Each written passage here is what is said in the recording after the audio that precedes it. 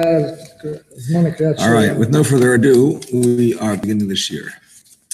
Now, although I had said that we would do Hilchos Yantiv tonight, nevertheless, there's something called bait and switch, which means, especially since you weren't here last night, that we decided we're going to finish this particular topic before we go to Hilchos Yantiv. And the topic that we were middle of is about cutting vegetables finely. Shabbos. The Rebbe that we were in the middle of. The notes to Shulchan Aruch, and then we'll do some Hilchos Yantiv.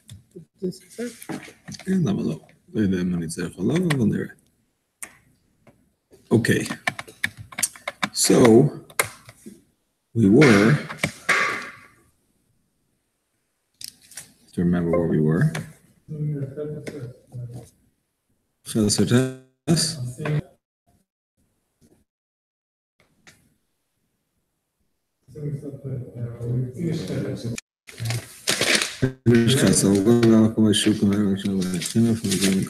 Yeah, we did Ches.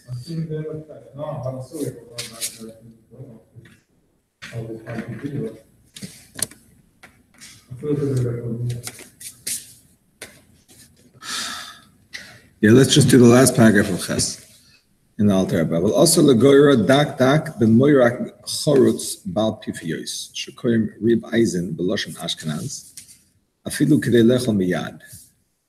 It is, however, forbidden to grate the cheese exceedingly thinly in a metal grater, even for it to be eaten immediately. The kevan sheklim yochel lekach is a derech choil. Since the implement is designated for that purpose, this is considered a weekday activity. Lo nachta b'sheni chet, l'krat hasof shel chet. You would have to use like when it to be a slice of cheese, but you pick it up and slice it. I'm sorry? Manual slicer. You're allowed to use like a board with a knife attached. Just to pick it up. Yeah. Piece for piece. Yeah. That's just you sometimes slice things thick and some thin. That's not specifically used for thin. A grater is used for thin. So that's why it's usher, even if you're doing something that you're allowed to do thin, because it's not going to do the karka, like we said yesterday. Nevertheless, because it's usually used in a forbidden kind of way, so it's ugdin the choil to use it even for a permissible thing. But when it comes to a slicer, that's just a slicer. That's neither here nor there. That's not specifically used for a malacha. It's used for cutting. Can the same kilos that you put made of two companies, the way they standard to use it on the cheese, on hard cheese, just to have nicer slice of cheese. It doesn't cut thin, but the big of the pieces, let's say it's wide, but if you ever cut it thin, this would consider as rounding. Because when this is an interesting shot. And thin, both ways, no? This is an interesting shot. The piece is big, you might consider a spectrum. You know what I mean? This is an interesting shot. A piece of cheese, it's like 4 by 4, but it's very, very thin. This is an interesting shayla. I don't think it's a problem to use a peeler to slice cheese. In other words, even though using a peeler could be usher as boyer, machlokes. When you peel, you're peeling off the. I'm just saying, in general, a peeler is a thing that is used for boyer. Depends how you understand pshat of boyer. I'm just saying, a peeler in general could be a keli that is used for boyer, but here you're not using it for anything that resembles boyer. You're using it to slice. You understand? So that's like using something, when you use a hammer to open nuts, it's not udin techol because it looks like you're building. You're not doing anything that's like building. The hammer is for building. You're opening nuts. You understand? So when you're grinding with a grater, even though it's a permissible grinding, self. But if you're slicing with a peeler, it's not like boyer at all. So I don't think it's even the chol. I think it's mutter. So there's nothing to be talking about. I know there's no cheese. No talking about cheese, period. The uvdin, the chol would apply if it's something that is used for grinding. But a peeler is not used for grinding, it's used for peeling. So the whole tomato and slice it just thin pieces. The piece of each one is this size, but it's very thin. That's a machlokes. I'm going to get to that. I put that in the notes. That's a machlokes. Some say that dak has to be sliced both ways, like cubed. If it's just sliced thin one way, they say it's not dak. Others say no, even sliced one way is dak. That's a separate machlokes. So this is the same thing we studied yesterday with the graded. When you small, you don't know how to do that. Like what? Depends what. Depends what. Cheese. Cheese is not going to be actually toichen because it's not a gedule karka, but it is going to be uvdin the choil to use a megredet because that's usually. Megredet you don't allow to do that. No, correct. But the one with the peel, it's a different. Yeah, because that's not used for chopping. That's used for peeling. I think. So I think it should be the same thing with the margarita because you don't. No, margarita is used for chopping. I mean, for making small pieces. When you use a grater. And the peel is only to peel the. Peeling is not small pieces. Some people peel a whole apple in one. Yeah. It's not toichen. Maybe it's boyer, but it's not toichen. But it's all cheese in one piece. It's not borer. It's everything you can eat. That's correct. Yes. You said it's not how to use the hammer to break nuts. Yeah. But in the hand hammer or it could be kitchen hammer? No. Klisha malachta le'isr you could use. But the thing was about scissors. You're allowed to use scissors, but there's no difference in the kitchen scissors, not the same scissors. No. Sorry to disagree. I'm sorry to disagree. I apologize. But I disagree. Kli shemalachte le'isr, you can use le'tzarach gufoy. You can use for a permissible way. Now the Mishnah Berurah says, b'chol zot, if you have a kli shemalachte le'heter, you should use it. Meaning to say, if you have a scissors for the kitchen, you have a scissors for cutting, you can use either one. Better to use the kitchen scissors. But if you don't have a kitchen scissors, you can use a regular pair of scissors for permissible cutting. Obviously for permissible cutting, right? But you can use it. That's the rule of Muktzah. Kli shemalachte le'isr is mutter l'tzarach gufoy. I don't know if we discussed this already, but what's exactly the definition of something with uvdin l'chol? When do you say this is uvdin l'chol and this is not? What's the classification? Yeah. I think we discussed it once. It's one of those things that's hard to come to a clarity about. But I think we discussed it once. Anybody remember? No? Well, it sounds like what I'm saying. It sounds very simple or whatever. Perhaps it's not using it during the weekdays. Using a hammer. Yeah, you use a hammer during the week, you're still allowed to use it for nuts. So, I mean, there are different, it seems to be something that's used in different ways to mean different things. It's hard to give it one hagdar. Is it something that's also to do during the week, like you're always suggesting the peeler, it does do bar during the week. That's how it would be allowed to do on Shabbos. Unless it's doing something peeling, not doing without bar. Here's what, there's different ways to define it, but let's say in this context, what it seems to mean is that if you do something with a keli that is used for a forbidden malacha during the week, and you do something similar to a forbidden malacha with that keli, then it looks like that malacha and it becomes aser. That's what it seems like in this context. See what I'm saying? Now, with chopping cheese is not teuchen. But chopping cheese with something that's usually used for a forbidden way of teuchen becomes uvdin teuchen. I mean, say it looks like teuchen. It becomes close to teuchen. So I want to make strips of cucumber in my salad. Let's say I peel, and then I start making strips of cucumber, put it in the salad. Looks nice. Yeah. That would be awesome. What? With a peeler? Not because it's a peeler. It's either us or it's mutter. No, I'm saying because you do. It's either us or it's mutter.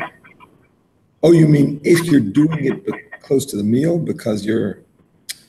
I mean, strips of cucumber are b'chlal a problem. I'm talking about cheese where it's not a problem because cheese... You didn't come to the classes. So you can peel cheese before a meal. You can peel cheese any time during the day as long as it's used during the day because there is no teuchen by food that is not gidulei karka. So you can use the same tool that you use during the week to peel like a piece of cheese off. Sure. Or catch up or watch the video, something. Any size? Making something from bigger or smaller, any size is called teuchen? We're going to discuss the details of the sizes, but in general, yes. 1 second, Daniel was in the middle of asking a question. One at a time. Daniel, go ahead. Yeah, I'm just confirming. So if I have like a cheese peeler, like I want to peel a slice of cheese off a block, and I use that same tool during the week, I can use that on Shabbos too because it's not gedulei karka. A cheese peeler, you mean it's used to specifically cut cheese into small pieces and nothing else? Yes. Yeah, that would be okay. It's only because the grater that he's talking about is used sometimes for other things, so therefore it is used in a forbidden way. I mean, it's not used in a forbidden way. Obviously, it's a religious home, but it's used for something that is forbidden on Shabbos, so that's why using it for cheese would be able to nechal. But if it's a specific cheese grinder, which is not a malacha ever, then it's not a nechal. That's correct. Oh, but if I have a carrot grater, for example, though, I cannot use that on Shabbos to grate the cheese. That was the question of Ronnie, and I don't think a grater, yeah. I thought you said a peeler. Yeah, a grater you can't use. That's what we're saying now. That's exactly what we just said. Okay, got it. Yes. Cheese and just break it to pieces to put on top of the salad. Absolutely. You can take any cheese and break it into as many pieces as you want, as long as you can use it on Shabbos, and as long as you don't use a grater. How comes it is like, we spoke about you can do it with the snow or something else? Snow? Or something that you're not allowed to use your hand to take it apart only with your finger. Talking about ma'amer? I mean, disha, mefarik? So with the cheese, you're allowed to break it with your hands and have to be considered as a boyfriend. If you could do it with a keli, for sure you could do it with your hands. I'm not saying any question. We just finished saying you can do it with a keli, except not with a keli that's used for teuchen. But you could even do it with a knife. To do with the hands is a less of a chiddush. You understand? For sure. If you could do it with a keli, for sure you can do it with your hands. Who else is coming? I saw somebody coming. A grinder, which is usually used to grind fruits and vegetables, and is therefore used for a forbidden type of malacha. It's a cheese grinder, it's okay. I'm talking about a cheese grinder. I'm talking about a regular grinder, which is sometimes used for different things. So therefore, it's unin dechol because you're using a keli that is usually used for a type of thing that is forbidden on Shabbos, and you're using it for a similar thing, so it looks like unin dechol. There'll be a difference between that and the peeler of a tomato. Peeling a tomato? With a peeler. Oh, so it's not allowed. Peeling a tomato is a boyer shaila. It's not a... No, you want to make strips of the tomato. Strips of a tomato, but that's a shaila because of the tomato. It's not a shaila because of the keli. No. It's a shaila because of the tomato. Yeah. That's a separate shaila. And that shaila is that we are discussing in this section of this Siman. That's what we're discussing, that if you cut a fruit or a vegetable into small pieces, that could be teuchen. and the only heter is, perhaps, different opinions, you do it right before you eat, but because not everybody agrees with it, the Beis Yosef said to do it into somewhat smaller pieces, larger pieces than usual. So that is. If he's asked to ask him. I already told Elchanan He's coming? to come at 10. Okay. But if he davened already and he's coming just for a favor, I could change it. Second, I'll ask him. Let me ask him. No Mariv, no Mariv. No, so forget it. 2 people are coming at 10. Let's forget that. You got 2 people coming at 10? Yeah. So, One? he has 1 and I have 1. So Okay, Baruch 10 Hashem. o'clock. Okay.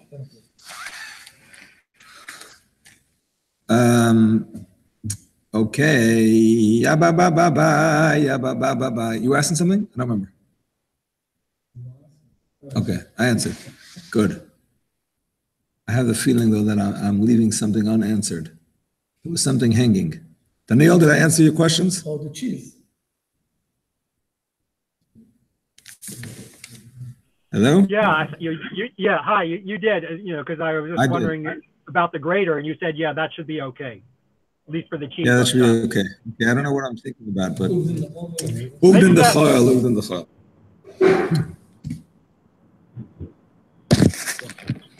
This one today. The Dirshu does have a piece about Uvdin the chayil at this point. So since it is here, I will just tell you what he says. I do like to do, when I have time, to look up the sources that the Dirshu quotes from, or anybody quotes from, because they don't always get it right. Just today, it was something that I was not happy with the pshat that they understood. But nevertheless, I'm just going to read what he says here. So, as far as Uvdin the chayil is concerned, he's quoting the Kalkelas HaShabbos. That's one of the Pirushim on the Mishnayos that I'm not sure who wrote it. He says one of 3 things: either something that could cause a malacha, or something that is a tircha yesera, or something that is similar to one of the malachas.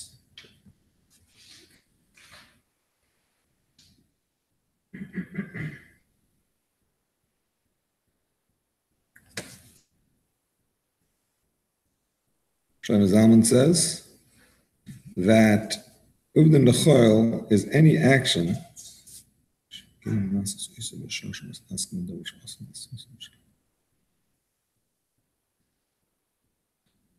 l'chayil is an action that you usually do while you're doing something forbidden.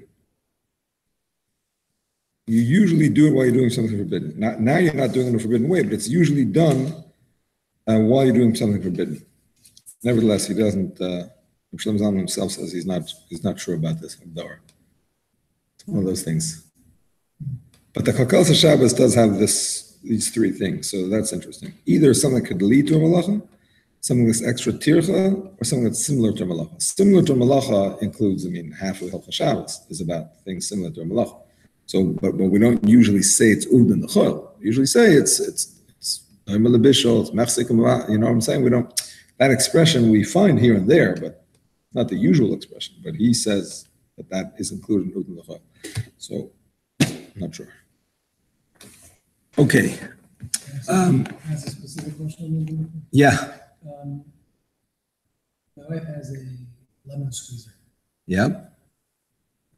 It's usually That's a perfect example. Yes, thank you very much. Thank you very much. You cannot use a lemon squeezer even if you squeeze the lemon directly into food. You're doing a completely permissible action, but you're using a keli that's usually used in a way that it's forbidden to do it on Shabbos. You know what I'm saying? Usually you squeeze a lemon not into food, 99 out of 100 times, maybe, 9 out of 10 times. You squeeze it with the squeezer into the little bowl underneath the squeezer, you understand? So now you're going to use it in a permissible way, but because you're using the keli that is usually used for a thing that's forbidden on Shabbos, that's Uvdin the chayil. It wouldn't matter if you personally use it for salads. I don't think so. I don't ever remember using a lemon in my entire life, unless I'm wrong, to not put into a salad. Yeah, but you don't do it directly into the salad. You do it into the bowl. With the squeezer, with the little plastic thing? Do it directly over the salad? It's like a hand. Oh, those hand things. Yeah. You know, like a nutcracker? I didn't know what you meant. I thought you meant the ones that you do it around and around on the thing. Those are the things you use for garlic. It's the same kind of a thing. Very similar. I know what you mean. Like a nutcracker type of motion. So you squeeze it either way on the top of the salad. Now I know what you mean. Now I know what you mean. Okay, I don't know what you meant. If it's usually used on top of a salad, it should be mutter. I don't see why not. I don't see why not. Meaning because I do that, or does the world do No, because the world does it? it. It's meant to, I don't know what everyone does, but we're No, Reb also. Shlomo Zalman says it clearly. We learned it in Shin I do Yutes. that too sometimes, but not, I don't have that. I put probably a fork. You're allowed to put a fork and squeeze it to the salad. I don't see why not. I don't see why That's not. what I do. You can do without the fork, just squeeze it. No, it doesn't come out like the. Here's the thing. In Put the Shin fork in Yutes, and we see learned what- this. what's going on Holds with that. back the seeds. Ooh, it holds back the seeds. Yeah, it holds back the seeds. Mm. Or- Is that boyer? But he doesn't plan to do that. He just squeeze whatever is there. Of course he plans to do it. That's why he's using it. Yeah. Interesting trial. I mean, you're taking what you want, but you're using a keli. No, Remember but we he- discussed about a hand. Or- no, that's- A hand using as a cell. Yeah, but this is. I don't mind if keli. the seed is coming out, but it does. I think the hand is the- I wouldn't say you don't hand mind. is the- I would say you mind. I don't mind if it's coming Yeah, I would out. say you It- mind. It doesn't, I would say you mind. You're saying you don't mind, but you mind. but it doesn't come. Thank you. Didn't think of that. I didn't think of that. L'chur, it's boyer. L'chur, it is a boyer issue. L'chur, it's a boyer issue. Yeah. I was going to say, as far as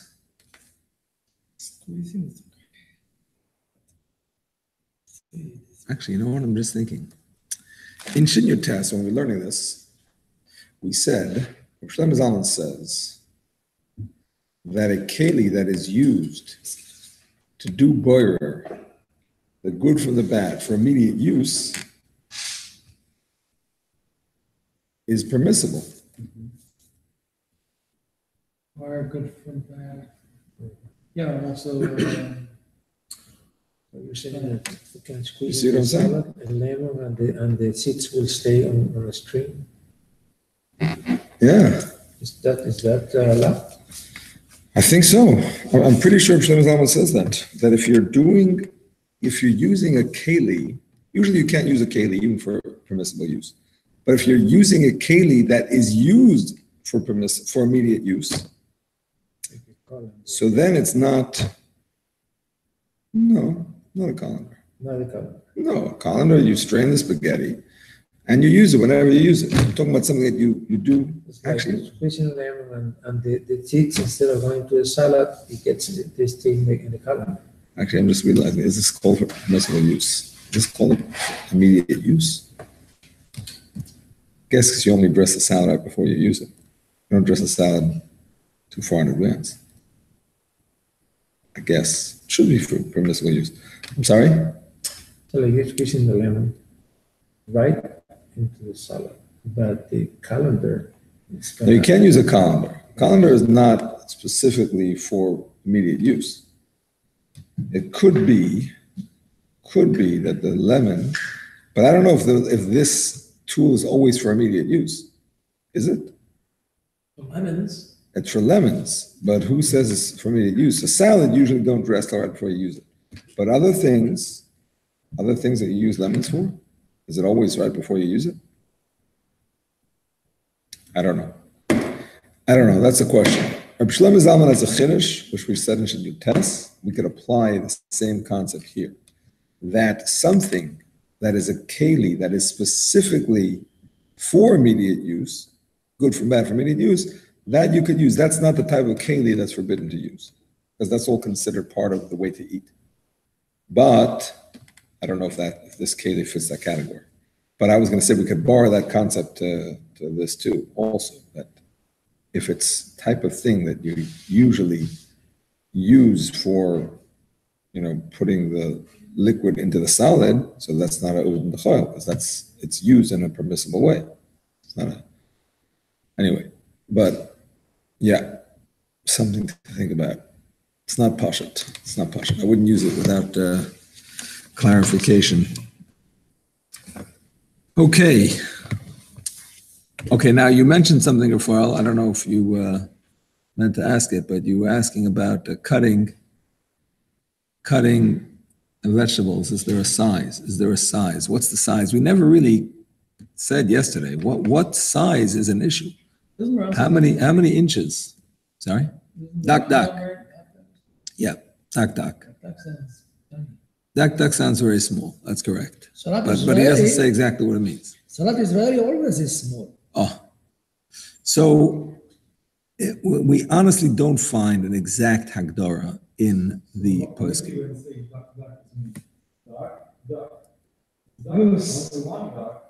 Duck is fish. Duck. I mean, we did say that. Moshe says that it has to be cut both ways, but I don't know if he says that's the pshat in dak. Dak means very small.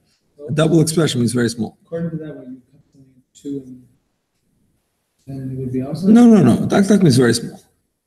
Now, the thing is that I did come across a Hagdara. He brings it down in the Deer Shur. I looked it up in the, what is it called? Rabbi Tzion Abba Shaul. What's the sefer? Or Letzion. He says that regular salads is not dak. Regular Israeli. No. Regular salad. Regular green salad. Regular green salad is not dak. How would lettuce be cut down? The American is American salad. This big. American salad like is not America. dak. But on the other hand, if it would seem that Israeli salad is dak, because that's I wrote it in the notes. You have the notes there. It's in there. It's in Chelik Beis. Really? Yeah, there's a whole tshuva on it. That meant? That he couldn't have wrote it. Oh, he was too old. No, I forgot the reason. I can remember the reason. I have it on my phone. Wow, that's scary.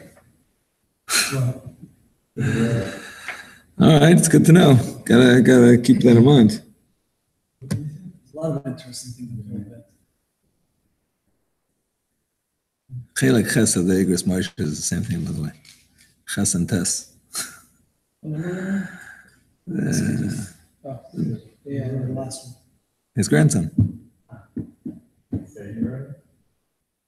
He said he organized it. It's in the, you could read it. It's in the introduction. He organized it. Chelik Ches and Tes of the Igros Moshe. Anyway, so. How would a standard green salad be considered that? What's that? Is that a chiddush? It's not a chiddush. Standard green salad? I'm just saying, nobody says exactly what it is and what it saying isn't. that isn't. Nobody gives an exact measurement. It's all about very thin or not very thin. And he says in Israel, a regular Israeli salad is that? No, he doesn't say. I'm saying. He says salat americana. What was he saying? No. Salat green? No. I don't have it with me. What's standard green? I don't have it on my, because I looked up the actual sefer. It doesn't say green. It doesn't say American. He says a regular salad. Fine means in Israeli. I don't think so. That's dak. No, it's not that. Yeah, it's dak. I know, I think, when I remember learning this, the Ramana says, ideally you should just do a little bit bigger than what you would. Exactly. Right. A little bit bigger. We don't know what dak, but that's not the same that is dak. Okay. Fine. But I'm not saying, I don't think he's talking about that salad. He doesn't say that. I want to see if he what words he uses, because he quotes it pretty much verbatim.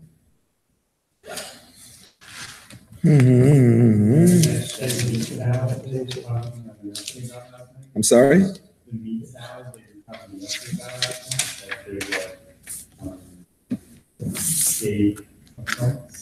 Tartar cube? Yeah. Half an inch? Yeah, I don't think it's that big. Oh, there's half an inch? That's pretty big. That's pretty big. I mean, anyway, meat doesn't have tochen. If it's edible.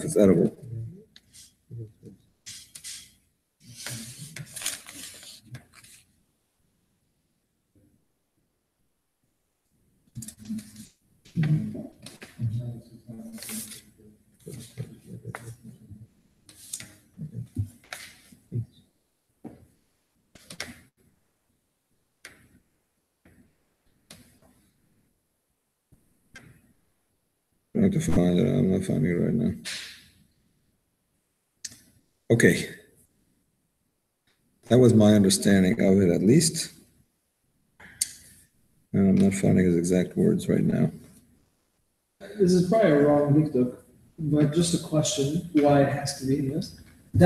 Duck usually means thin. Why is it being small? What do you mean? That if a person is cutting, let's say a person is cutting tomatoes, and he's cutting it, slicing it very thin. So why isn't that dak? That's actually machlokes. The Tzitza Shulchan says that it is. And that, this is what you were asking about before. Cutting something very thin, but only one way, not two ways. So the Tzitza Shulchan says that is considered dak. And he proves it, I think, from when it talks about cutting the reeds to make a basket. The Gemara in Shabbos, around the dapim that we looked up yesterday, Ayin Daled, around there talks about how many melachas a person could be over chas v'shalom if he makes a reed basket. And one of them is when he cuts the reeds so that he'll have them, the right size for the basket, and that's considered dak. That's considered to be thin, even though the reeds are obviously cut not into little bits because they can make a basket. They're just cut into long strips. So that's his proof. Moshe says no. That's because in that context, that's how it's used. So that's enough to make it dak. But when it comes to food, the definition of dak is the way food is cut dak, and until it's cut both ways, it's not considered dak. So that's Moshe's opinion. Bit of a machlekes in that sense. Bottom line, if you do it right before you eat, you can rely on the Rashba. The Rashba and Rav Moshe together is a good syrup. I understand, but you have Rav Moshe too. Two together. Okay, so let me just finish the end of Ches and Alter Rebbe. The Kivin Shekli Miuchel Lekacha is the Derech Chol, Kivin Shchikas Tavim Modach Machteshes, Wadim B'chliyam Achim Miuchel Lekacha. Since the implement is designed for that purpose, this is considered weak activity like grinding spice with pestle and mortar. The same applies to other implements designated for this purpose. Tes Al Basachai Hoyo Vein Roy El Mishdada Yafa Lochais Oisei Shleke Darkoi Ein Shem Mochel Lev Linyan Zeh B'Shayach Boi Tchina Lachein Asor Lachoit Chedak Dakif Neo Oifas Av Bishroy Leklav Ein Shem Mochel Lev Shlokach Elein Amil Leklav Melele Adam El Oifas Mak Tchishivusai Velahem Ein Roy Beloi Chaticha Zu. Different law applies to raw meat. Since it is only fit to be eaten by a person with a strong constitution, which means basically a person who is not squeamish, and this is not the ordinary manner of eating meat, it is not considered as food in this context, and the prohibition against grinding applies to it. Therefore, it is forbidden to cut such meat into exceedingly small pieces and give the pieces to fowl. Even though such meat is fit to be eaten by dogs, that does not suffice for it to be deemed as food, since it is not designated to be fed to dogs. Instead, because it's important, it is set aside for humans or for fowl. And for them, it is not fit to be eaten unless it is cut in this manner. All right, my friends, in answer to your question from yesterday, you asked if a nevela is mutter to cut into small pieces for birds. Because on the one hand, the birds cannot eat it the way it is. On the other hand, the animals can, the dogs. And if it's a nevela, that's what you're planning to do with it. Not like here where he's talking about kosher meat. You wouldn't waste it on the dogs. If it's an avela, you would give it to those. That's what you're going to do with it, obviously. Actually, I found, with the help of the Dirshu, that the Mishnah Berurah clearly discusses this in Shin Chuf Daled, and he says that you're allowed to. Yes, you're allowed to cut an avela into small pieces for the birds because it's already oichel. Since it's going to be fed to the dogs, it's already oichel. And anything that's oichel, not gedule karka, you can cut into small pieces. Tircha Yisera is only if the animal can eat it without your help. Then you can't do extra tircha for the animal. But if the animal cannot eat it without your help, then it's allowed, because you're allowed to take care of the animal. When you can do it when it's big, why would you do it why would you cut small? No, I'm explaining to you. When the animal cannot eat it without your help, then it's not a tircha Yisera because you need to do it. So the point is, when you need to feed your birds, you can take an avela, which is fit for the animals, for the dogs, so it's considered food, and you can chop it up for the birds. It's not a tircha Yisera because the birds need to eat. They can eat it by themselves. They can't eat it by themselves. Birds can't eat from an avela. I'm not talking about vultures. I'm talking about regular birds. Simply because it to be your birds, correct? Yeah, domestic birds. You can't kill them, they're wild animals. Domestic birds. Yours, your friends. I mean, some Jewish-owned birds. You have the birds and the dog. So it's meaning you have a bird and a dog. So the dog can eat it without you cutting it. So you cut it only for the bird, not for the dog. But you can feed the birds to other things, it's just a bird in the lot. It's not a malacha, it's a tircha. Yeah, but if that's the bird's food, you can do it. That's the bird's food, you can do it. You don't have to dafka look for other things. Sorry, I know you mentioned this last night. Why is the name not to do it? So actually, I was going to go into that again. Yesterday, we said it's actually a machloikis between Rishonim, and in Shin Hey, we paskin that disha does apply to animals, and that's why you're not allowed to milk a cow. Apparently, it is considered gedule karka. Halacha is that disha only applies to gedule karka. And here, when it comes to toichem, we are going to be lenient, and we're going to say that animals are not gedule karka. So yesterday I left with a question, and today, yes? Is that, What? is that lenient? Yeah. We're saying it's not gedule karka, and therefore you're allowed to cut meat or cheese into small pieces, even if it's not right before eating. Leniency. Again, any oichel that is not gedule karka, the rules of toichem do not apply. Because A is just cutting food up into small pieces, and B is not gedule karka. If it would be gedule karka, even though it's oichel, we say, well, in the Mishkan they had gedule karka, and that's where toichem applied, so we apply it even though it's food. But if it's food that's not gedule karka, we say, well, cutting food is not really tchina, it's just cutting food for eating. Even though they did in the Mishkan, what they did in the Mishkan was with gedule karka, this is not, so therefore it's not included. It's only with those two facets coming together. In other words, if it's not gedule karka but it's not oichel, then there is no heter. Understand? In other words, you can't grind clumps of earth, can't grind wood into sawdust, can't grind metal into shavings. All that is an issur d'oraisa. Only because it's oichel. So cutting food from big to small pieces is not significant unless it's gedule karka. Understand?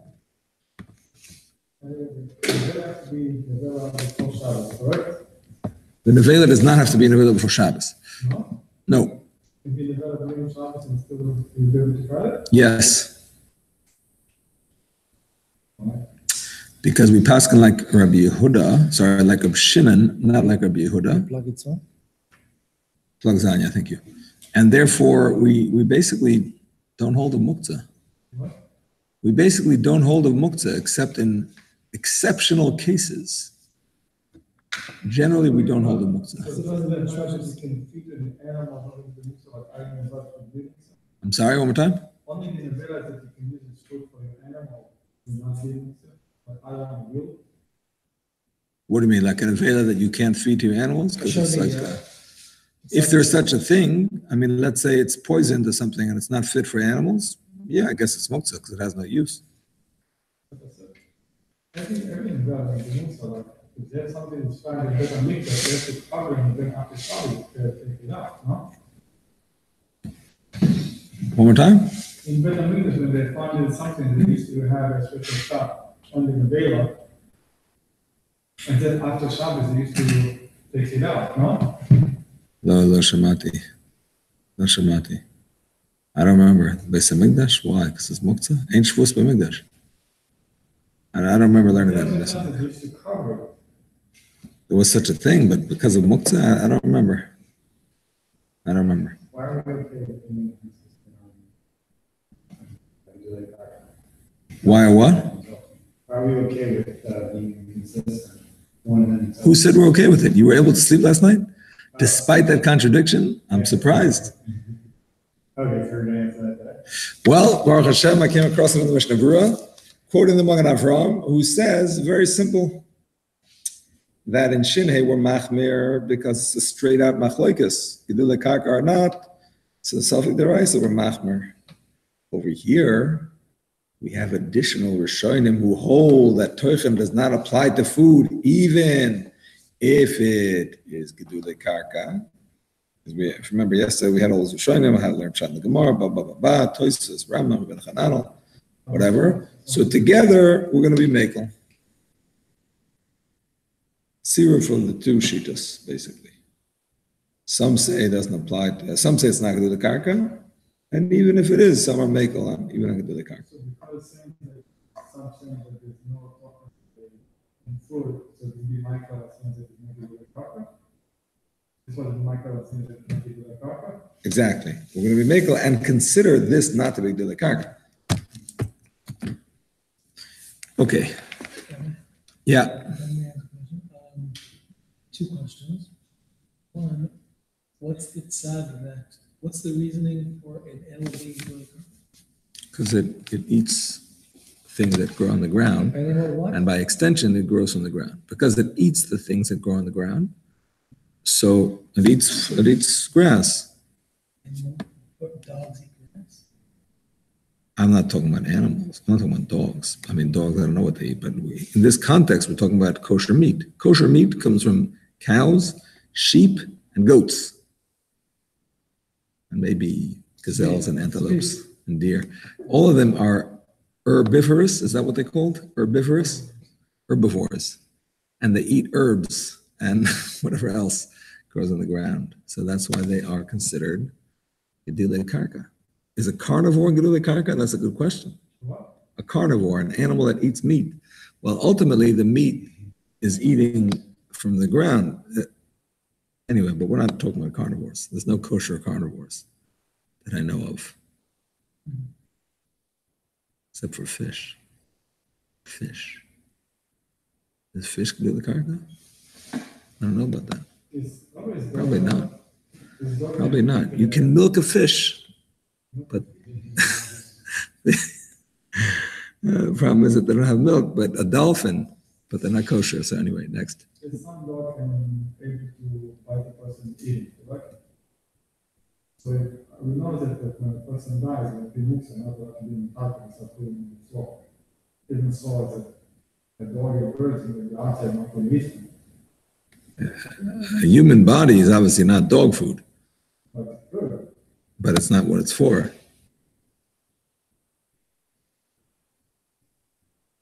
I mean, in India, that's what they do, by the way.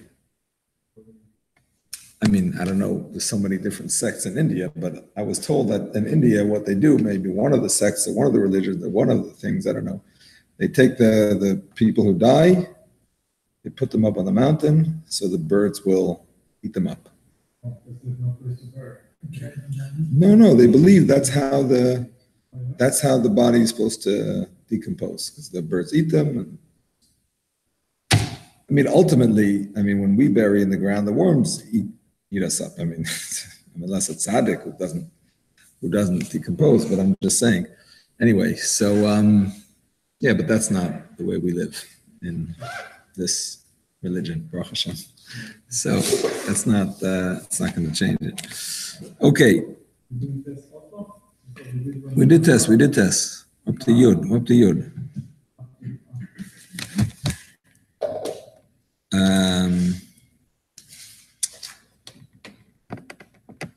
47, scraps of, I'm just reading the notes. Scraps of meat are often mixed into the meal prepared for fowl to improve the quality of their meat. All right, now you know it. וכל זה בדבר שאין גידול לקרקע. אבל כל דבר שמגידול לקרקע, אפילו אוכל גמור, יש בה משום תוכן. הואיל ויש במיני תחינה, דהיינו בתבואה וקטניאס. ולפיכך עושה לחתך הירק דק כדי לאכלה, וכן גרגס וחם לפני זקנים, הם חתך דק חיים משום תוכן. All of the above applies to foods that are not products of the earth. By contrast, the prohibition against grinding applies to all products of the earth, even though they are deemed food in every sense, since there are foods of this type that are ground. For example, grain and kidneys. Kidneys are legumes. I assume he translates that in 48. Term kidneys generally are legumes. See the notes for more precise definition. Fine. The prohibition against grinding is relevant to all products of the earth. Therefore, it is forbidden to cut a vegetable into very small pieces, even in order to eat it. Similarly, it is forbidden to cut dried figs and carrots for elderly people. If one cuts parts of the earth into very small pieces, he is liable for grinding. I'm going to read the notes that are in this Shulchan Aruch. Thus, one may not cut salads into very small pieces when one intends to serve them at a later time. It is, however, permitted to cut vegetables thinly to serve immediately, as the Alter proceeds to state. See section 301, which states, one who cuts a vegetable into very thin pieces performs a derivative of the labor of grinding. For grinding involves taking a single entity and breaking it into many smaller entities, and anyone who performs a similar activity is thus performing a derivative of grinding. True, the two activities are not entirely alike, for grinding changes the nature of the first entity entirely, and this is not the case when one cuts very thin pieces. Nevertheless, it is considered a derivative since there is a resemblance between the two acts, both transform a single entity into many smaller ones. Did you get that? You guys don't have it in front of you. Here's what Alter Rebbe says. He's quoting from Shin Aleph. Basically, why is cutting vegetables toichen? When you grind a grain into flour, you're taking a grain and making it to flour. It's two totally separate things. When you cut a carrot into thin strips or even cubes, you're just taking a carrot and making small pieces of carrot. It's not something different, really. And therefore, the Alter Rebbe says that's why it's not an av, but it is a tulda. Because in both cases, you're taking something big and breaking it into small pieces. The fact that it doesn't change its name and be called something else is why it's a tulda. But it is still a malacha d'oraisa, just not the av malacha. Okay. 50, I'm reading the note here. These people may have trouble chewing. This is talking about cutting dried figs and carrots for elderly people. These people may have trouble chewing, hence the food must be prepared especially for them. Doing so is considered performing a task and is forbidden. See Shabbos Halacha, which states the Alter Rebbe refers to the elderly as an example. The restriction applies to other instances as well. He is liable for grinding. For this reason, although it is permitted to use certain devices that slice vegetables, those which cut them into very small pieces may not be used because this resembles grinding. Similarly, one may not mash potatoes and the like through a potato masher or other similar utensils because they are considered as utensils commonly used for such a purpose. All right, that was an important note, my friends. You're not allowed to use a potato masher to mash potatoes, even if it's being used in a permissible way. For example, if the potatoes are cooked so well before Shabbos that they're very soft. So some say you can mash them because they're already considered like mush. Some say you can only mash it when it's already mashed before Shabbos and you're continuing the mashing. But in any case, you cannot use a masher because when you use a masher, that's called udan decha.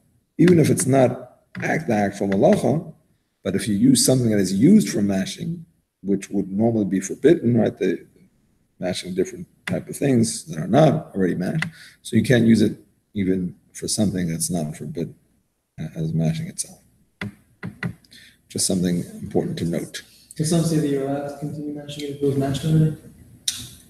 If it was mashed well then you can for sure mash it more, because that's when we say in teichen achar teichen. Once it's mashed well. If it's mashed a little bit, some say yes, some say no. But you can use something else to mash it. You don't have to use the mash. That's what we're discussing now. You know, once you get it out of the oven or whatever, you take it out from the hot plate. You want to, serve it. Right. So if the potatoes are not very soft, right? If you actually have to, if they're hard, if they're not well cooked, then you for sure can't. But if they are soft, so again, some are makel, and they say since they're so soft, it's like you're not really doing anything. It's like if you take mashed potatoes and you mash them. Right. Okay, I hear it. So that's a machlokes. Rav Moshe is only makel if you already mashed it before. So it's not clear. Yeah. Before Shabbos, you smash one of them, two. Then you allow you to smash the rest after?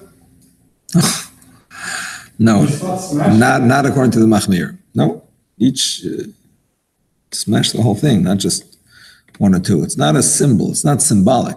It has to actually be smashed. And if you have potatoes that are already boiled, you have to peel off and everything. So if you would do it with your hands initially, and then with the smasher, you can never use a smasher. You can never use a potato masher, because that's a kli hamiyuchad lekach. That's even if it's already mashed? Yeah. The whole thing is, if it's already mashed, then you can mash. But not with a potato masher, with a fork, exactly. Because then it's uden dechol.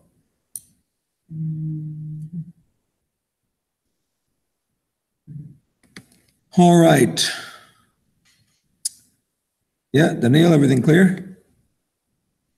Yeah, I think so. So in other words, I could just use something else to mash it, like a stick or a fork. I just can't use Right. the potato But that being masher. said, there is a machlokes. If it's only mutter if you mash it before or not, or if it's the fact that it's very soft is enough to make it mutter.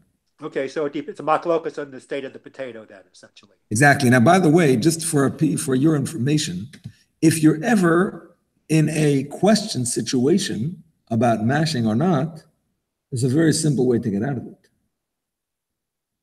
Anybody? Oh, that's one way.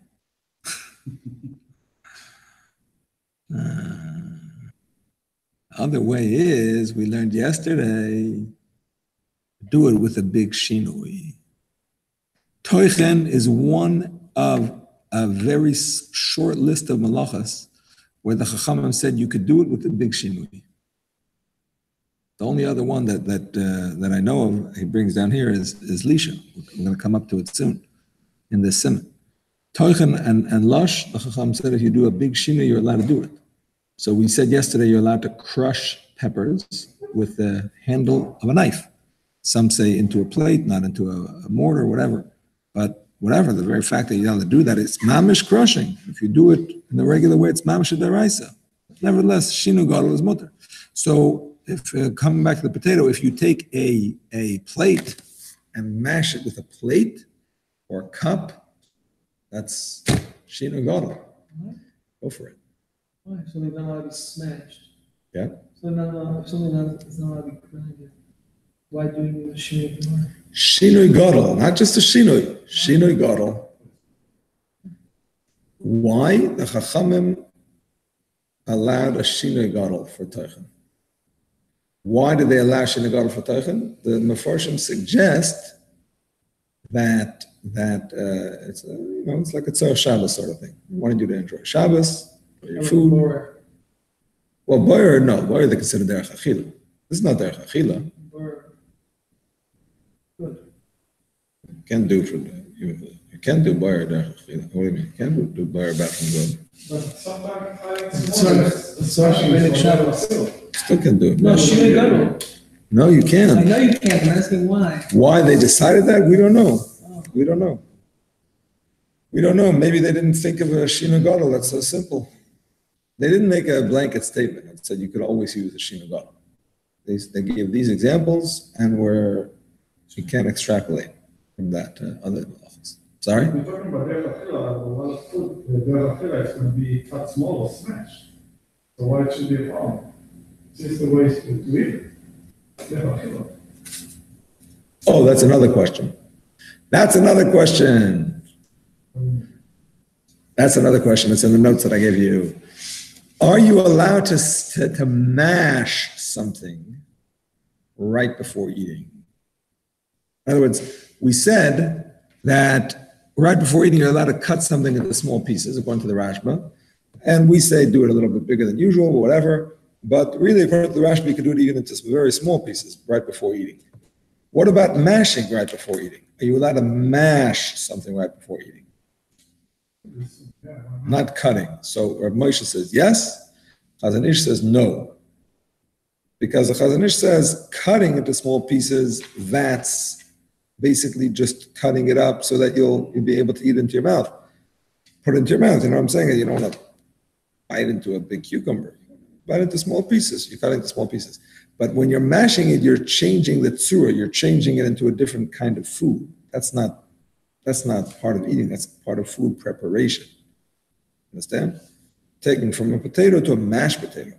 When you're taking a carrot, you're just cutting it small. I still remain under the same bracha, so what's the big deal? Brachas are brachas. Brachas are brachas. Shabbos is Shabbos.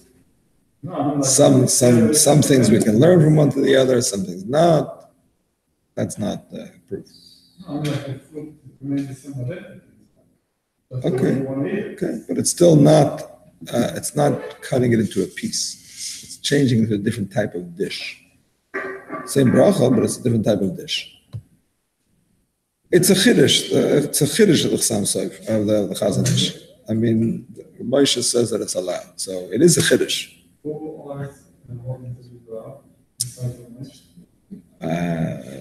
don't know. That's the question. That's the question. That's the question. The Rashba says it about cutting. Rav Moshe says it's the same thing, cutting, mashing. The Chazon Ish says no, only cutting, not mashing. What do you mean? About what? What does that have to do? I don't know what you mean. Explain. Yeah, but what's the machlokes Chazon Ish about that? That preparing your meat before, separating right before the meal is considered preparation, not technical. Who said that? Did we just say that? No, I said mashing it right before the meal. Right. So not preparing, not butter. No, butter is mutter. That's the halacha Shulchan Aruch. Nobody argues on that. But with defining miyad, is that? This is not a definition of miyad machlokes. This is a question of derech achila machlokes. Miyad is whatever miyad is. Is it right before? Is it 10 minutes before? Is it an hour before? Is it when they leave shul? That's. I mean, there are machlokes about that, whatever they are. But this is not about that. This is mamish. Even if it's right before you're eating, you're going to mash it, put it in your mouth. A second away. Chazon Ish says no. That's not derech achila. That's hachanas achila. Okay. But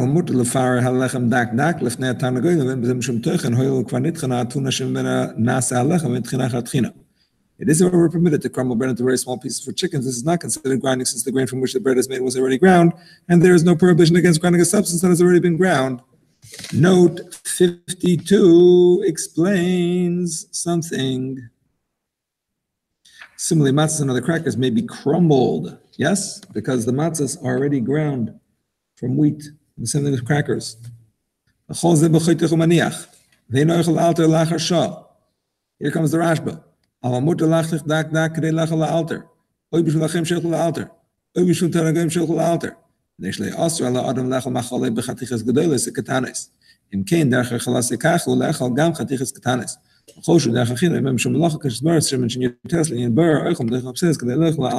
שאין בוי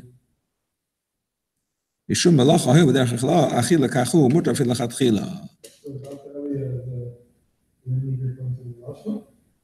We're not finished the sif yet.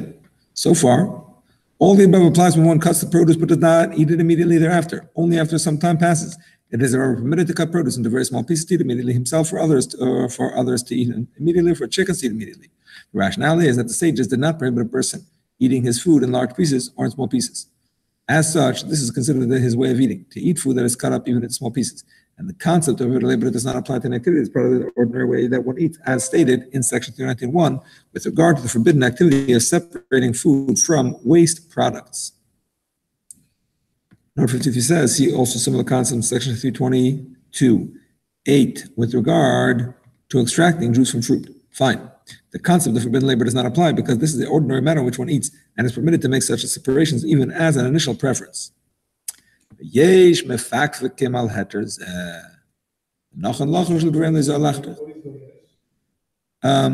it's the Shilte Geborim, actually. Shilte Geborim. He's one of the Rishonim, one of the late Rishonim. You'll find him on the same page as the Rif in the back of the Gemara. The Magen Avraham brings him down. On the head of the Rashba. But honestly, the Beis Yosef, besides him, what the issue is that the Beis Yosef points out, the other Rishonim, besides the Rashba and the Ran, do not bring down this heter. Yeah. Because they don't hold to it.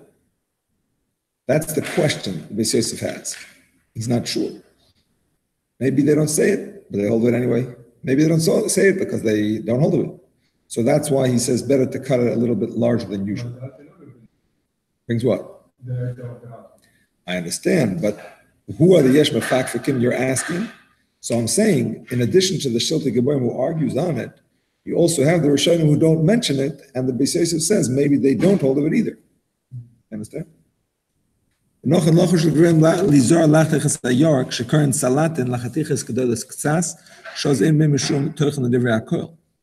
are authorities who raise questions regarding the license granted above.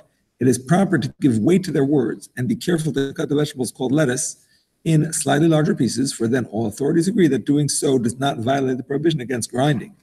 And now, before I continue, I do want to point out that nobody says exactly what it means, larger pieces. How large? He just says pieces that are slightly larger. What usually you eat? So that's what? So it's going to be to each one, between each person can be different. I guess. That's what. Here just a slightly larger pieces. So the Chazon Ish says slightly larger pieces than you would do during the week. Yeah. Now here's where he brings up Shlomo Zalman, and I totally disagree with his thing. Is that because of the Shinui? Nothing to do with the Shinui. It's not about a Shinui. This is to say that it's not dak.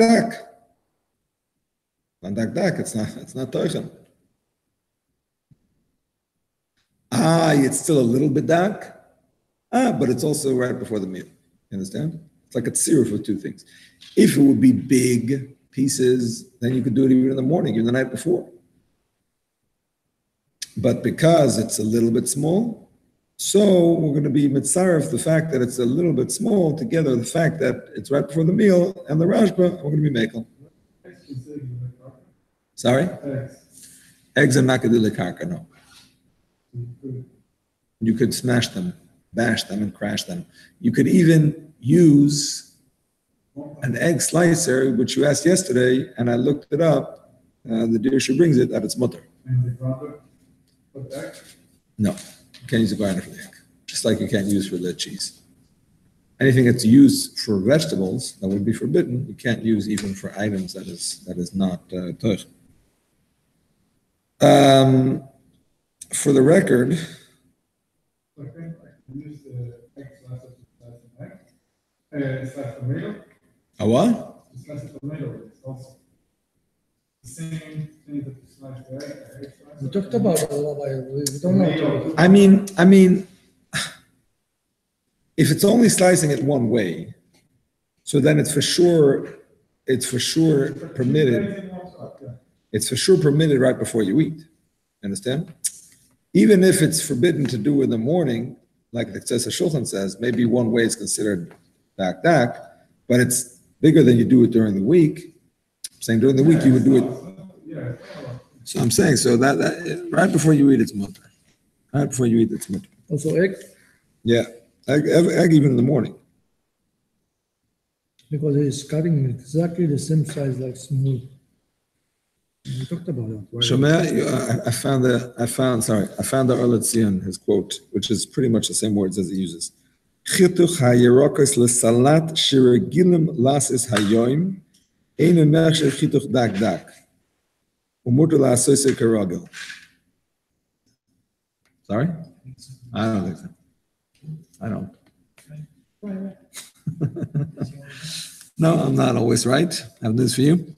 But neither is the deer shoe, in my opinion. It could be, I don't know, this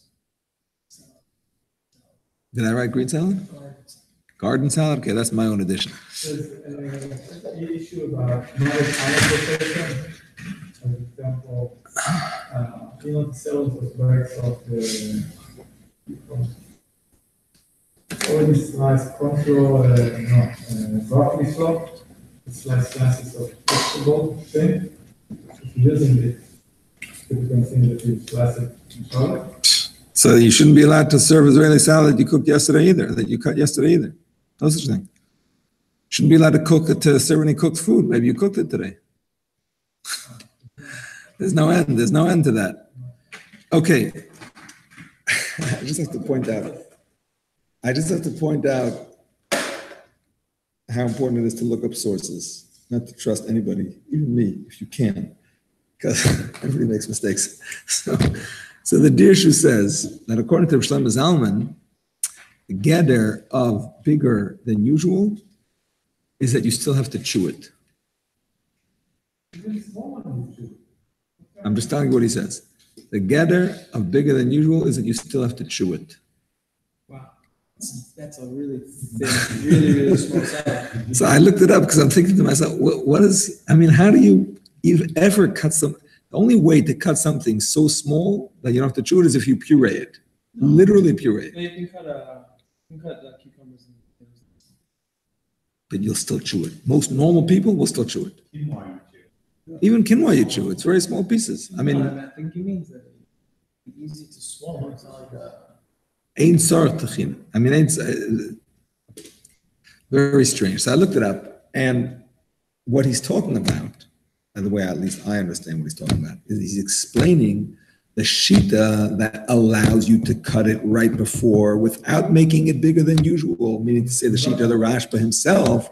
Why is it not considered toichen? Because you still have to chew it. It's a raya that it's not toichen. If it would be toichen, you wouldn't have to chew it. Fact is that chewing is part of tchina. We learned that before. We learned that yesterday. If you chew something for the purpose of making it small, that's considered toichen. So since you still have to chew it, you're still doing toichen, conceptually by chewing it. So that's not toichen when you cut it. But that doesn't mean that the bigger pieces than that is what those that say that it's not toichen. I'm sorry?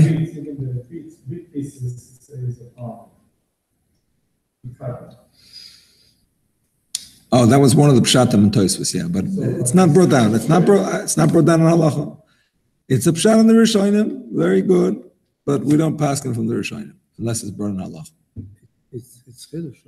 What's that? Anything we have to chew. I understand. It's a chiddush that is. This is one of the chiddushim that you said yesterday from the Frierdiker Rebbe. It's such a big chiddush that it's not true. A chiddush can't be true because it has to be a gilui. It has to be that Hashem already said it and you're just revealing it. Rabbi, yeah. If he said anything you chew, so his food doesn't consider any problem here. I understand. That's what the Rashba says. Rashba says that.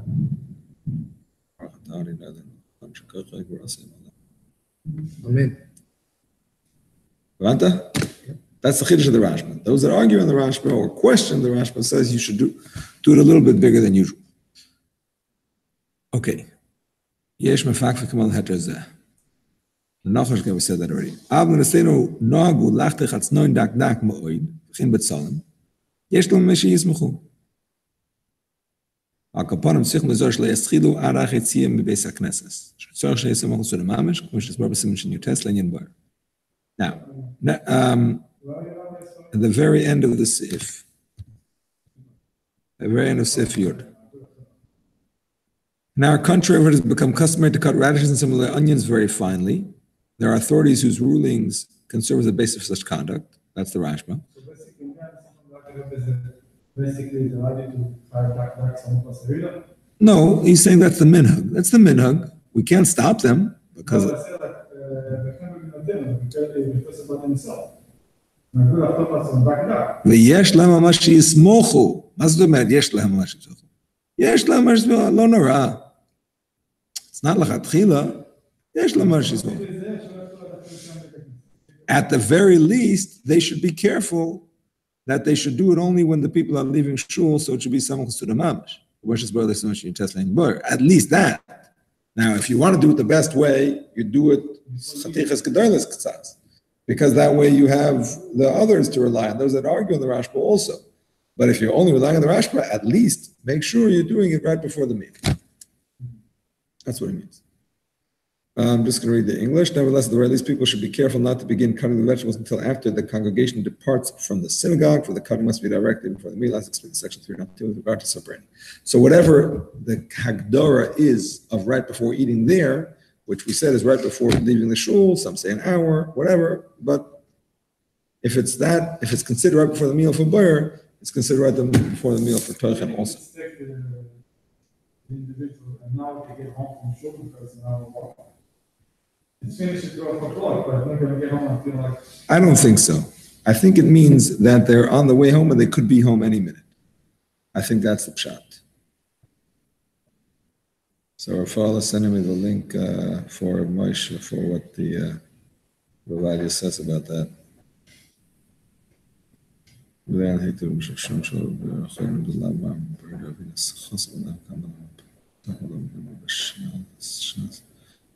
شغل التنبيل السيه وقف شغل دايدم سمع شكينا سوام نيخاف شنسمع خمزة ليس فينا لهم تنبيل بسيه وكذا يو شغل تسين هات يدو يدور دلاب مع بريدو إلى خاصم ما يستطيع شغلوا عن معش نخدم تعمل فس باش إذا نقدر ناخذ بكشين من سنساكن أو شوية بس خلي الله ياخذ ناس نقدر نقول ده هو اللي في بكرة مش خير نشوف سلام So I say with the message to the Inshallah message there, information of constantly food of Shabbos, lots of Adam, the first one going around, Sadik.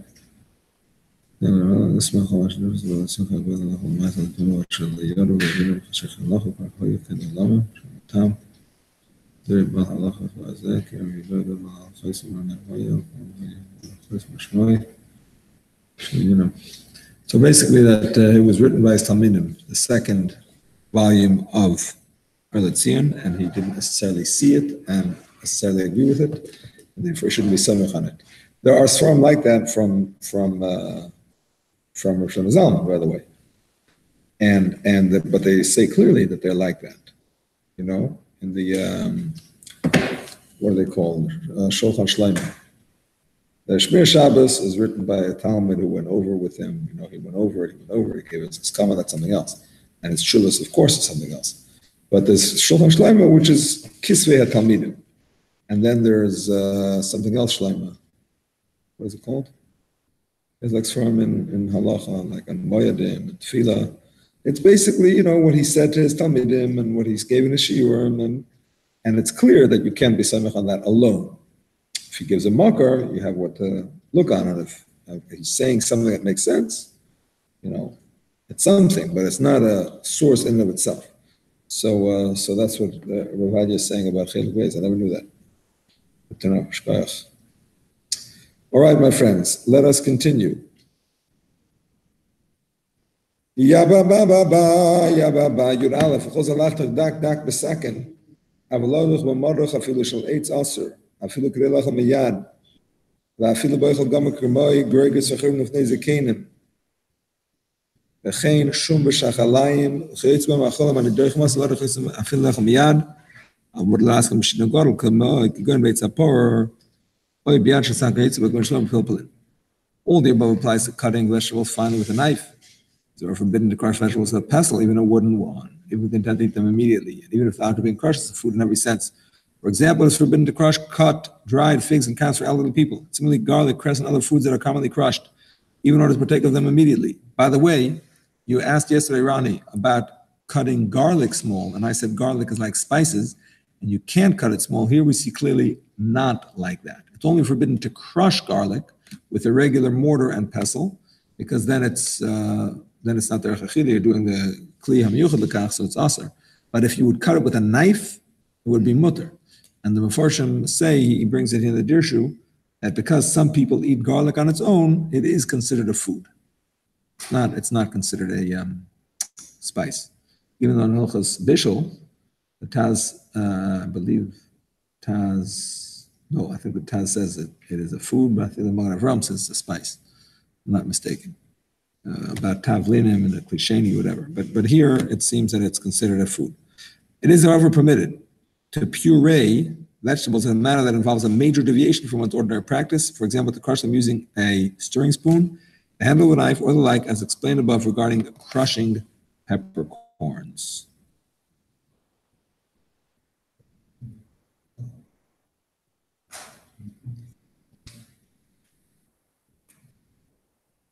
Just looking at the notes, seeing if I'm missing anything out. Note Shabbos kahalacha, which grants license to crush the following fruits into small pieces: bananas and avocados and other produce that does not actually become crushed. Instead, these turn into a paste-like substance. I mentioned this yesterday, that the Shabbos kahalacha says if it's going to become a paste, it's mutter. If it's going to have pieces in the paste, then it's machloikas achronim, like I said yesterday. Also, the Chazon Ish says it's aser, and Rav Moshe says it's mutter.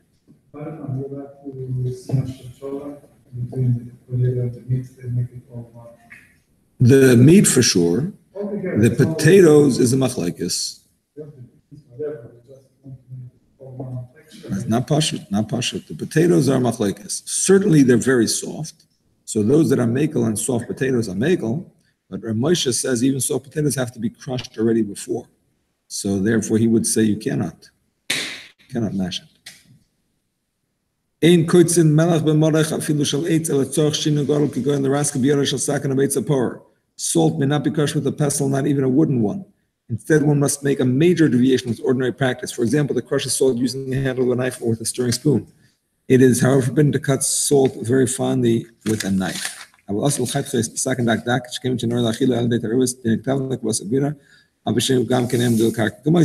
why can't you cut salt very thinly with a knife?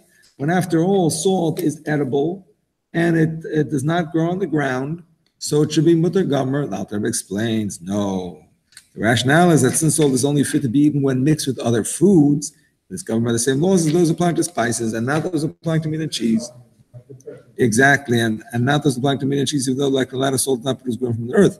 So it's like pepper, you don't eat it on its own, so it's not like you're cutting up something to eat, because you don't eat it, you don't take a bite out of salt. You use it to flavor, so that's not called derech achila.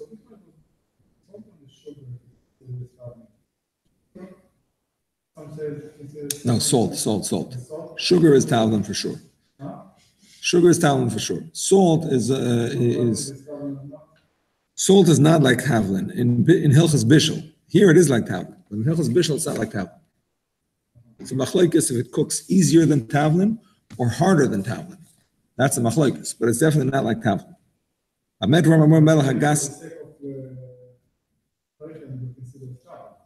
Yes, correct. When it's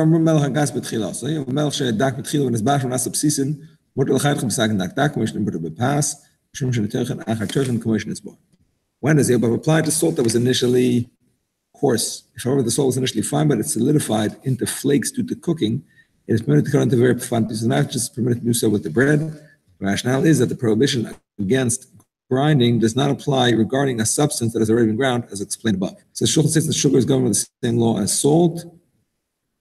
Yeah. So, in practical, you have the bulk of the salt, sometimes it's a big part. You're allowed to crush it. Yeah. Yeah. Yeah, because that's in teuchen achar teuchen. Yeah. When one does not desire to eat food or feed it to a child immediately, he is forbidden to chew with his teeth because of the prohibition against grinding. See section 31 with license granted to chew herbs that must be crushed to enable the circumcision to be performed on Shabbos. All right, my friends, Hilchos Yontif is looking less and less likely as it is 9:46 and we still have to go over 22 points in my notes. Sorry, 22. Push off Yontif. After the shear. No. Okay, for the purpose of cutting it small meat before eating, a garlic is considered a food. I said that already.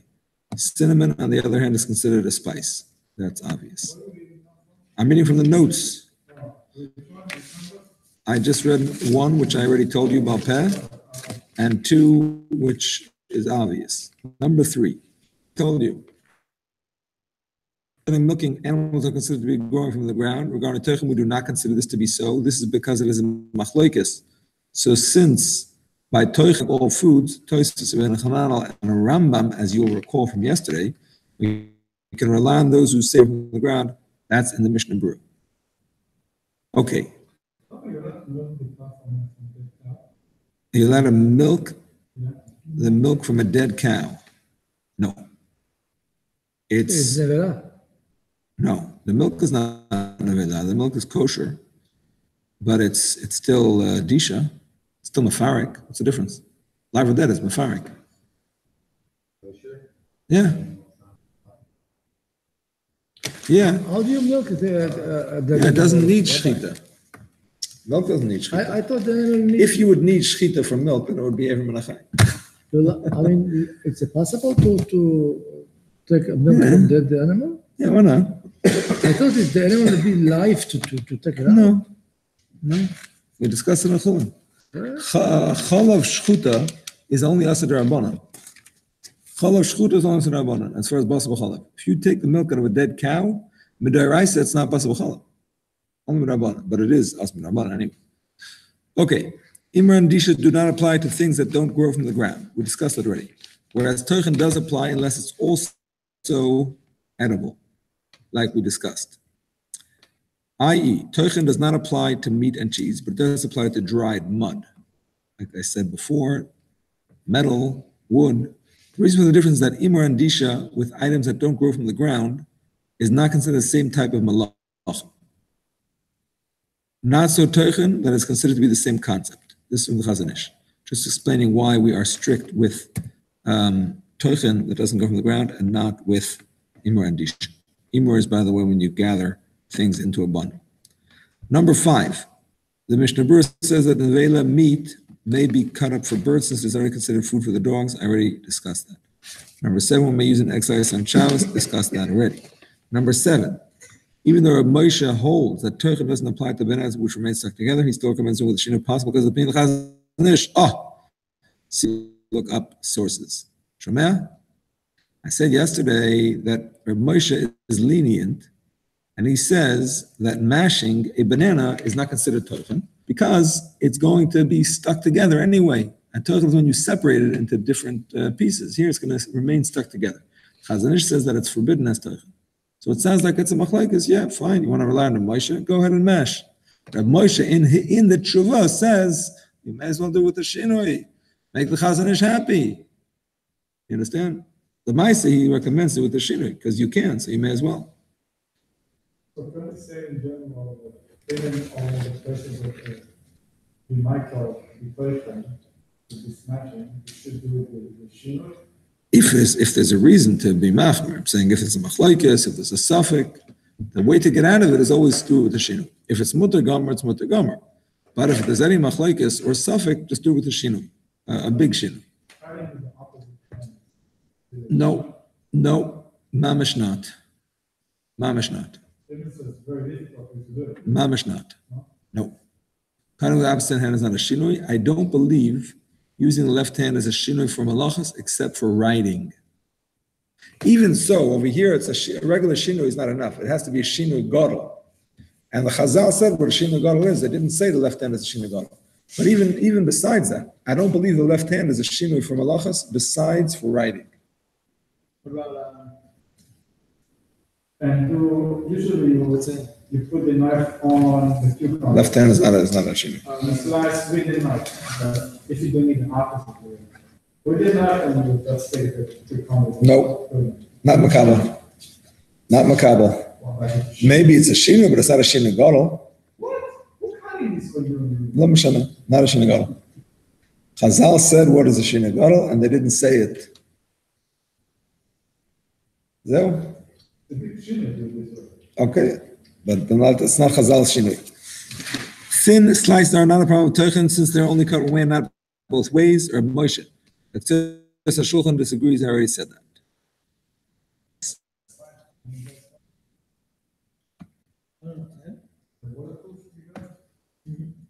My guy is right across the road, so he's coming. Elchanan, I assume.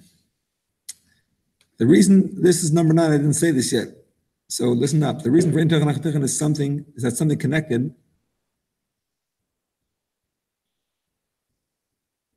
by man, I should say, not by me. Sorry about that.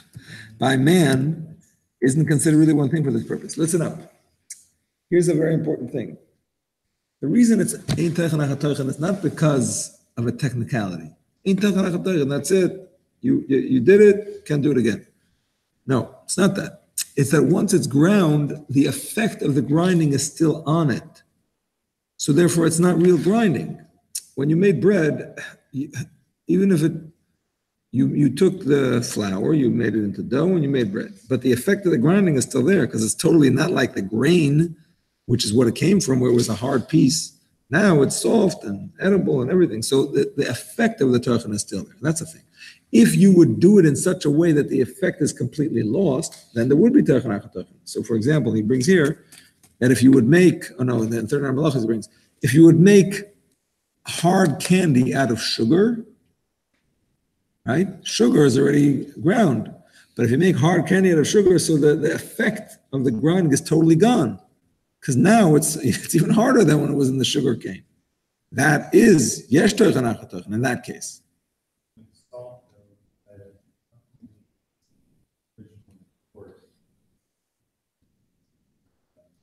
If it was made fine and then it got into clumps, you can grind it. Because there too, even if it's in clumps, it's not like it was before.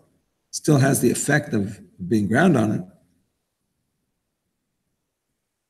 Yes? The first ones is made from real potato, some made from the flakes, whatever the flakes one.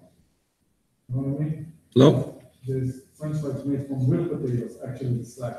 Yeah. There's one that made from the texture and then the. Yeah.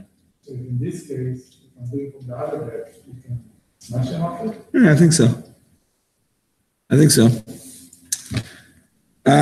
Shlomo Zalman says, number 10, that this doesn't mean that one may cut small pieces into even smaller pieces as he is then doing teichen on that individual piece. That's an important point. We mentioned this the other day. I think the other week, actually. That if you cut something that was cut small, even smaller, then it is teichen. Because for that piece, you're grinding that piece. You understand? The Chazon Ish forbids mashing it immediately before meal, as this is not considered derech achila. That's what I just said before. So there is not going to be on, there's no specific quantity we would consider certain. Can be within one piece we consider certain. Exactly. Oh, you're not chayiv b'deraisa unless you do a shear, probably a groigris, but it's still aser. Rabbi Shlomo Zalman wrote that the implication of the poskim is to allow it right before eating. I said Rav Moshe, sorry, but it's Rabbi Shlomo Zalman that allows teichen right before eating. He says it's the mashmos haposkim. I don't know if he mamish allows it. It says the mashmos haposkim. Okay, one may not chop with a chopping knife. And I wrote in parentheses, meat cleaver. I don't know how to translate it, but in Yiddish it's called a hack messer. Maybe a butcher knife, yeah. So Mishnah Baruch holds that knife is considered like a keli that's miyuchad for grinding. He calls it a hack messer. It's like a big knife, like a cleaver. I don't know exactly what it is. Yeah, something like that. I don't know exactly, but honestly, not everybody agrees with this. I saw in the other Achronim that some say, I think, or Moshe actually, if I'm not mistaken, says that, I mean, it's just a big knife, big deal. He doesn't hold that it's like a different type of species, a different type of keli. It's just a big knife. So it's not so clear. So a lot of times, I mean, nowadays for shorts, usually if you want small, with our bigger knife, you also use a small. Right. We're missing somebody? Yeah, his phone cover, something is here, so I'm assuming he's around. Who is that? Michael Schiff. Oh, all right, okay. Okay, one may not chop with a chopping knife. Cutting wood by measure is Torah. This is not related to Teuchen, it's just a side point that cutting by measure, that's a separate malacha. If you want, you can go piece of mango at the same time. 14, there is no issue to cut food by measure. It's only non-edibles. Ein machatech bo'ichlin. Right? I guess because it's not considered significant. You know what I mean? Just like we find that ein tzviya bo'ichlin, color, big deal. Same thing, the size, not important. By chopping wood, where you need it to be just so for whatever it is you're building or the fire, whatever, but food, you're going to eat it anyway, so it doesn't really make a difference. 15, the Chazon Ish holds that women are allowed, the Rashbaz, the other Rishonim who don't mention his heter must disagree with him. Teuchen is more of a change than Bur and is less like an act of eating, Chazon Ish. In other words, why is it that the other Rishonim are machmir on Teuchen according to Chazon Ish, whereas Bur you're allowed to do? He says, because Bur is considered an act of eating, because what are you doing? After all, you're taking it and you're eating it. What are you doing? You're taking the good from the bad and you're eating it, more or less. Okay, maybe you're doing it in the kitchen, but it's taking what you want to eat. Here, it's cutting before eating. It's not mamish, the act of eating. So that's why he says that the other Rishonim don't agree with it. The piece should be somewhat larger than the way they are during the week. That's Chazon Ish, I said that already.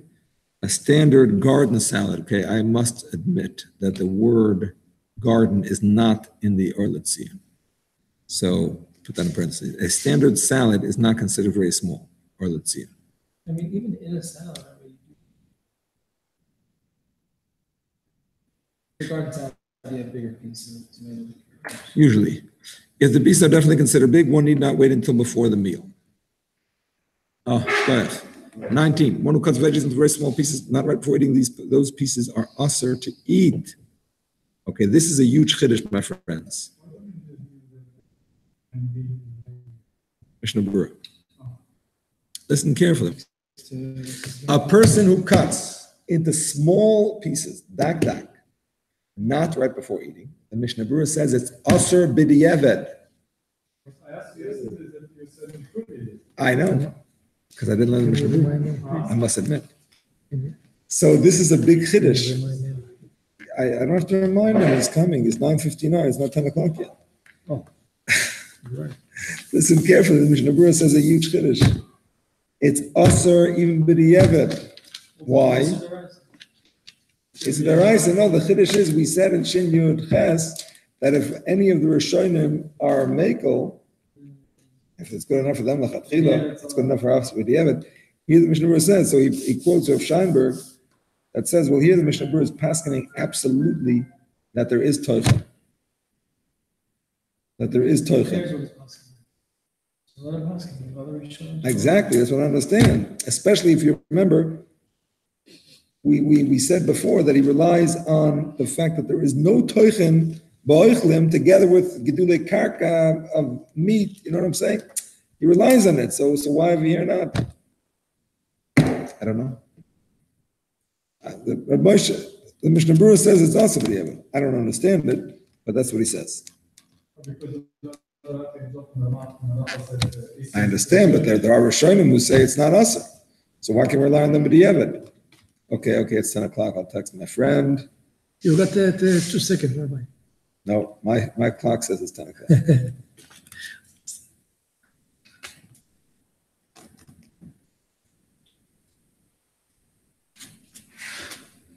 And finally, we have 20.